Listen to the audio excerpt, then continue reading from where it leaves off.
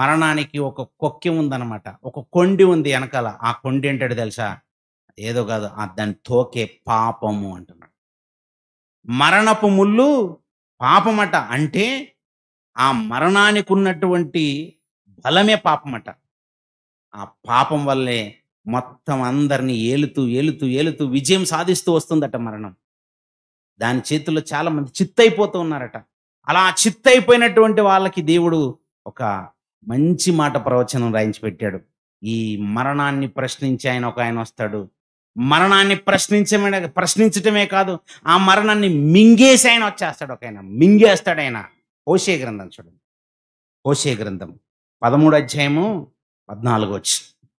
హోషేయ గ్రంథము 13 అధ్యాయం 14 వచనంలో, అయినను పాతాళ వశములో నుండి నేను నేను వారిని విమోచింతును, మృత్యువు నుండి వారిని రక్షింతును.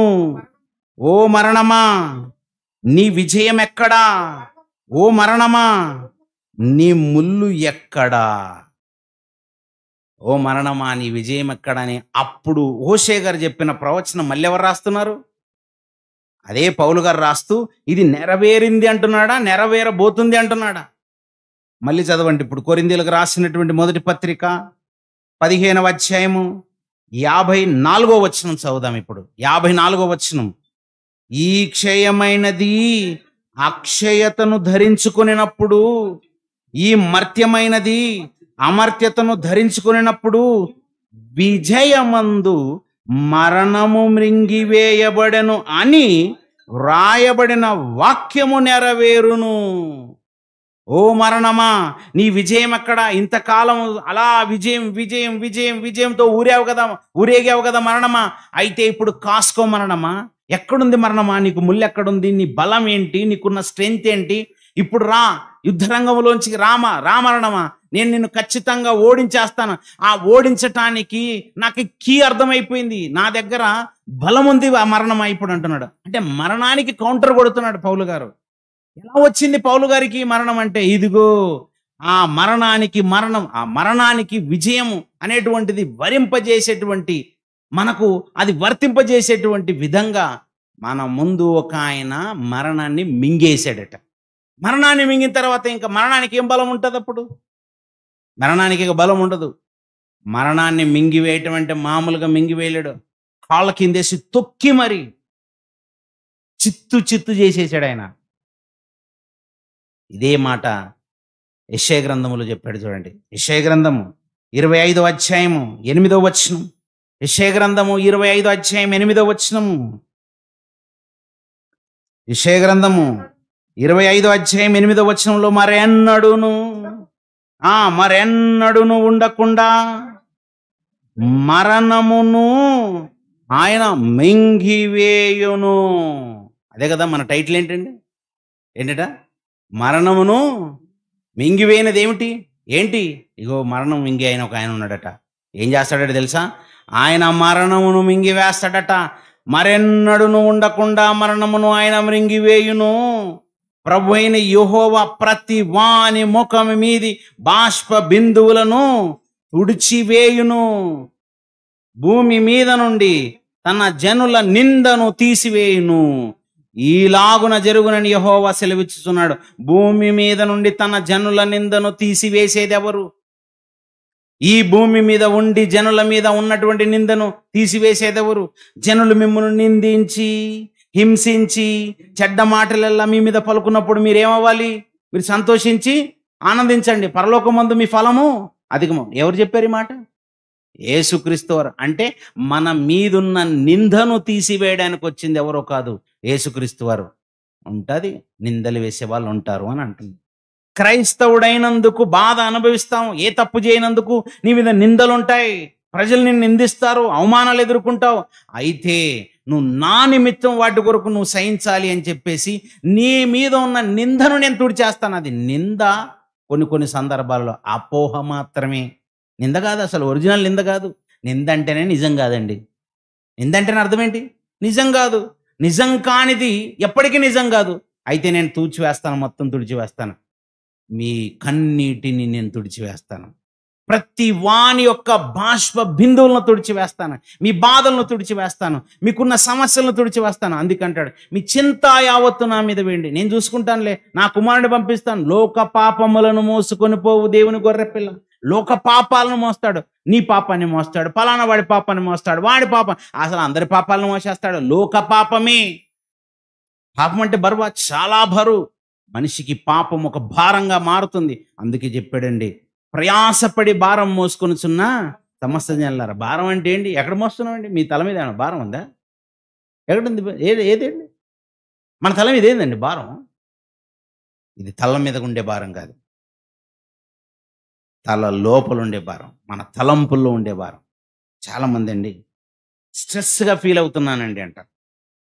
ఎలా ఫీల్ అవుతాడట? స్ట్రెస్గా ఫీల్ అవుతున్నానండి, ఒత్తిడి అండి నాకు. ఎందుకు ఒత్తిడి? కుటుంబాన్ని సాకలేకపోతున్నానండి, ఈ కుటుంబాన్ని నడిపించలేకపోతున్నానండి, చాలా ఇబ్బందిగా ఉంది, అసలు జీవితమే కష్టంగా ఉంది అంటున్నాడు. అయితే అలాంటి వాళ్ళందరికీ చెప్తున్నాడు, నువ్వేదో పాపాలు చేస్తున్నావు, నువ్వేదో పాపాలు బాగా చేసేస్తున్నావు, అందుకే ఒత్తిడి. బాగా గుర్తుంచుకోవాలండి, మనం పాపం చేయటం వల్లే ఒత్తిడి. పాపం అనేది ఒత్తిడిని సృష్టిస్తుంది, నీ మీద బరువు ఎక్కిపోతుంది. అంటే పాపం అంటేనే బరువు. అందుకే మీరు చూడండి, ఒక మనిషిని ఎవరైనా చంపేశారనుకోండి, ఒక మనిషిని చంపేసిన వాడు కుదుటిన కూర్చోలేడండి, వానికి ఒత్తిడి ఉంటుందండి. పోలీసు వాళ్ళు అలాంటి వాళ్ళని సులువుగా ఎందుకు పెట్టేస్తారో తెలుసా? లాస్ట్ టైం చెప్పాను, ఫ్రైడే రోజు వాళ్ళకి టెన్షన్ ఉంటుందండి, ఒత్తిడి ఉంటుందండి, ఓ పట్టాన కూర్చోలేరు. దొంగతనం చేసిన వాడికి టెన్షన్. అంటే పాపం అనేది మనిషి మీద ఒత్తిడిని సృష్టిస్తుంది. అందుకే ప్రయాసపడి భారం మోసుకొనిచున్న సమస్త జనులారా రండి, నా కుమారుడు వచ్చేసాడు, ఆయన అన్ని మన పాపాలన్నీ మోయటానికి. ఒక మాటలో చెప్పాలంటే మన మీద అది నిందగా ఉంది. పాపమే నింద, మనిషి మీద ఉన్న పాపము నింద. ఈ నిందలన్నిటిని తీసివేసి ప్రతి వాని బాష్ప బిందువును తుడిచేయటానికి ఆయన వచ్చేసి ఆయన ఏమన్నాడు తెలుసా? మీ వల్ల అవ్వలేదు కదా, చాలామంది నా వల్ల అవ్వలేదు, నేను చేయలేకపోయాను, అసలు ఇలాగే అంటున్నావు కదా, అయితే నీకు ఒక మాట చెప్తాను, నేను మీలాగా వచ్చాను కదా. పాప శరీరాకారంతోనే కదా యేసుక్రీస్తు వారు వచ్చారు. పాపాలు చేయడానికి అవకాశం ఉంది కదా, ఆయనకు నేత్రాశ ఉండే అవకాశం ఉంటుంది కదా, నేత్రాలు ఉన్నప్పుడు నేత్రాశ ఉంటుంది కదా, శరీరం ఉన్నప్పుడు శరీరాశ ఉంటుంది కదా, జీవపు డంబం ఉన్నాయి కదా. వీటన్నిటిని మరి ఆయన ఎలా కంట్రోల్ చేసుకున్నాడు? ఆయన అంటున్నాడు, నేను కంట్రోల్ చేసుకొని చూపించాను, నా వల్ల అయింది. నోరున్నప్పుడు అబద్ధాలు మాట్లాడడానిక? నోరున్నప్పుడు పోకిరి మాటలే మాట్లాడడానిక? బూతులే మాట్లాడడానిక? సరసోక్తులు మాట్లాడడానిక? కాదే, వాక్యము చెప్పడానికి వాడచ్చు. నేను చేసి చూపించాను కదా. పాపం ఉంది లోకంలో, నా వల్ల అవ్వలేదని నువ్వు అంటున్నావు, నేను చేసి చూపించానని ఆయన అంటున్నాడు. అలా వచ్చేసి ఏ పాపం అయితే మరణాన్ని ఏలుతుందో, ప్రపంచాన్ని ఏలుతుందో, మనుషుల్ని ఏలుతుందో, ఏ మరణం అయితే ఏలుతుందో, ఆ మరణాన్ని ఏం చేశాడు తెలుసా? తన కాళ్ళ కిందికేసి తొక్కేశాడు, మింగేసేసాడు, దాన్ని మొత్తం మింగి పాడేశాడు. దేనికి ఎక్కడ కనబడకుండా చేసేసాడు, ఎక్కడ కనబడకుండా చేసేసాడు. మరణాన్ని మింగివేయటానికి వచ్చాడట ఆయన. అదే చెప్తున్నాడు కదా, ఏం చేస్తాడట ఆయన? మరెన్నడును ఉండకుండా మరణమును ఆయన మింగివేయును. మరి వచ్చాడా? వచ్చాడు. వచ్చిన తర్వాత యేసుక్రీస్తు వారు మరణాన్ని మింగివేశాడు. అంటే మరణాన్ని మొత్తం అలా సమాధి చేసేసాడండి. మరణాన్ని సమాధి చేశాడు. తన మరణముతో తిరిగి పునర్జన్మ పొందిన తర్వాత లోకానికి కొత్త అధ్యాయం పరిచయం అయిపోయింది. అదేంటి తెలుసా? చూసారా, నేను పాపం చేయలేదు, నేను పాపం చేయకుండా బ్రతికి చూపించాను. చూసారా, నన్ను కొడుతున్నా పాపం చేయలేదు, నన్ను హింసిస్తున్నా పాపం చేయలేదు. అంటే నేను ఏ సిచ్యువేషన్లో పాపం చేయలేదు, నా ఆలోచనలో పాపం చేయలేదు, చూపుల్లో పాపం చేయలేదు, వినికిడిలో పాపం చేయలేదు, నడవడికలో పాపం చేయలేదు, తలంపుల్లో పాపం, ఎక్కడా పాపం లేదు కదా, ఎక్కడ పాపం చేయలేదు. అంటే ఒక మాటలో చెప్పాలంటే పాపాన్ని బలహీనపరిచేశాను నేను. అసలు పాపానికి విలువ లేకుండా చేసేసాను, విలువ లేకుండా చేసేసాను. పాపాన్ని విరిచి పాడేశాను, దేనికి పనికిరానిదిగా చేసేసాను. ఒక్క మాటలో చెప్పలేసాను, మింగేసేసాను, దాన్ని లేకుండా చేసేసాను. పాపం ఇంకెలా మీ దగ్గరికి రావాలంటే భయపడిపోయేటట్టు చేశాను. మళ్ళీ మీరు భయపడుతున్నారు పాపానికి, మళ్ళీ మీరు భయపడుతున్నారు ఆ మరణానికి. ఆ మరణం అంటే ఏదనుకుంటున్నారు? మొదటి మరణం కాదు ఇది, రెండో మరణం గురించి చెప్తున్నాడు. అంటే యేసుక్రీస్తు వారి మీద రెండో మరణానికి అధికారం లేదు. మొదటి మరణం అయితే ప్రతి ఒక్కరికి ఖచ్చితంగా రావాల్సిందే. అంటే తండ్రి అయిన దేవుడు భూమి మీదకి పంపినటువంటి యేసుక్రీస్తు వాడు మరణాన్ని మింగివేసేసాడు. మరణాన్ని మింగివేసి మృత్యుంజయుడిగా వచ్చేసాడు. అసలు మరణము యేసుక్రీస్తు వారిని చూస్తే వణికిందనమాట. పాపం యేసుక్రీస్తు వారిని చూస్తే వణికిపోయింది. ఆయన చేయలేకపోయాడు. నా వలనే కదా మనుషులందరినీ నేను మొత్తం ఏలుతున్నాను అనుకుంది ఆ పాపం. ఏలుతున్నటువంటి వాని సామ్రాజ్యాన్ని కూల్చాడు, కుప్పకూల్చాడు. మరణజ్యేష్ఠుడు అంటే ఎవరు? అపవాది. ఆడే అనమాట దీని అంతటికి కారణము. వాణ్ణి కూల్చేశాడు. అసలు ఒక మాటలో చెప్పాలంట, కొన ఊపిరితో వదిలేశాడు వాడిని. కొన ఊపిరితో వదిలేశాడు. వానితో పనుంది గనక. అపవాదిని జయించి, మరణమును జయించి, లోకాన్ని జయించి యేసుక్రీస్తు వారు జయశాలిగా కనబడుతున్నాడు. ఆ యేసుక్రీస్తు వారు మరణాన్ని మింగివేయటం వల్ల మనందరికీ మహిమా రూపాలు రాబోతున్నాయి. ఆయన చెప్పినట్టుగా నిలబడితే, ఆయన కోరుకున్నట్టుగా మనం నిలబడితే, ఆయన చెప్పిన మాటలన్నిటి మన హృదయాల్లో భద్రపరుచుకొని ఆయనను మాదిరిగా పెట్టుకుంటూ మనం ముందుకు వెళితే దాన్ని మనకు కూడా వర్తింపజేస్తాన్నాడు. సేమ్ యాజ్ ఇట్ ఈస్గా. ప్రథమ ఫలము క్రీస్తు, తర్వాత ఫలాలు ఎవరు? మనమే. కనుక మరణాన్ని మింగివేసింది ఎవరు కాదు, వాక్యమే శరీరధారిగా భూమి మీదకి వచ్చి మరణాన్ని మింగివేసింది. అదే యేసుక్రీస్తు వారు. అలా వాక్యము మరణాన్ని మింగివేసి మనకు నిత్య జీవాన్ని సంపాదించి పెడితే మళ్ళీ మరణం వైపుకి వెళ్ళకండి. మళ్ళీ మరణం అనే ఆ పాపం వైపుకి వెళ్ళకండి. ఆ పాపాన్ని అంటించుకొని నిత్య నరకానికి వెళ్ళకండి.